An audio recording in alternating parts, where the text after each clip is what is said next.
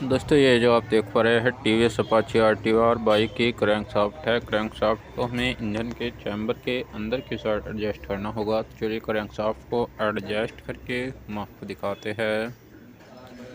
देखिए क्रैंकशाफ्ट को एडजस्ट करने के लिए ये वाला हिस्सा हमें नीचे की साइड एडजस्ट करना होगा और इसके बाद चैम्बर के अंदर की साइड क्रैंक की हमें फिटिंग करनी होती है।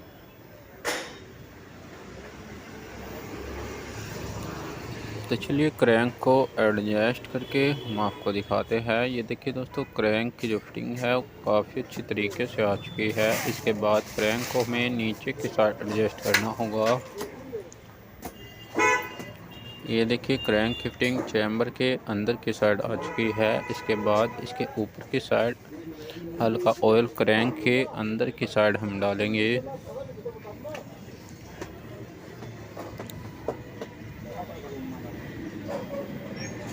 ये देखिए ऑयल काफ़ी अच्छी तरीके से डल चुका है और क्रैंक इसकी काफ़ी अच्छी तरीके से वर्क कर रही है। इसके बाद इसके ऊपर की साइड इसके चैम्बर को हमें एडजस्ट करना होगा। तो चलिए चैम्बर को एडजस्ट करके हम आपको दिखाते हैं।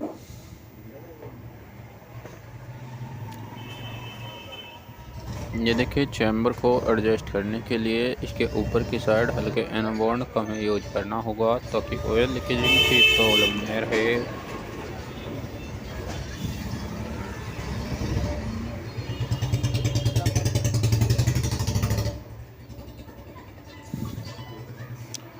ये देखिए एनोबॉन्ड को हमें चैम्बर के ऊपर की साइड लगाना होता है और इसके बाद चैम्बर की फिटिंग करके हम आपको दिखाते हैं।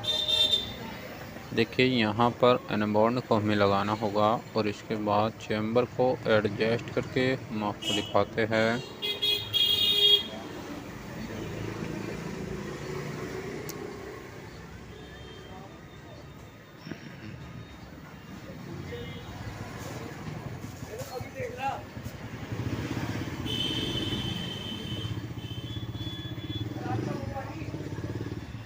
ये देखिए दोस्तों, एनोबॉन्ड काफ़ी अच्छी तरीके से लग चुका है। इसके बाद चैम्बर को हमें क्रैंक के ऊपर की साइड एडजस्ट करना होगा।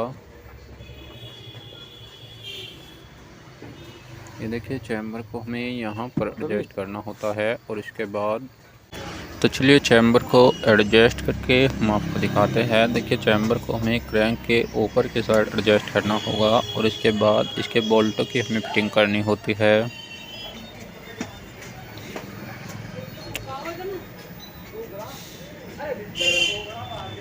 ये देखिए दोस्तों, चैम्बर की जो फिटिंग है वो काफ़ी अच्छी तरीके से आ चुकी है और क्रैंक इसकी काफ़ी अच्छी तरीके से वर्क कर रही है। इसके बाद इसके बोल्टों को हमें लगाना होगा और 8 नंबर की टी हैंडल की सहायता से काफ़ी अच्छी तरीके से बोल्टों की हमें फिटिंग करनी होती है। ये इसके अंदर की साइड का बुश दिया गया है। इस बुश को हमें यहाँ पर एडजस्ट करना होगा और इसके बाद इसके ऊपर की साइड इसकी पत्ती को हमें एडजस्ट करना होता है और इसके स्क्रू पेंच को हमें लगाना होगा और स्क्रू ड्राइवर की मदद से काफ़ी अच्छी तरीके से इसकी फिटिंग करनी होती है। तो चलिए पेंच को एडजस्ट करके हम आपको दिखाते हैं।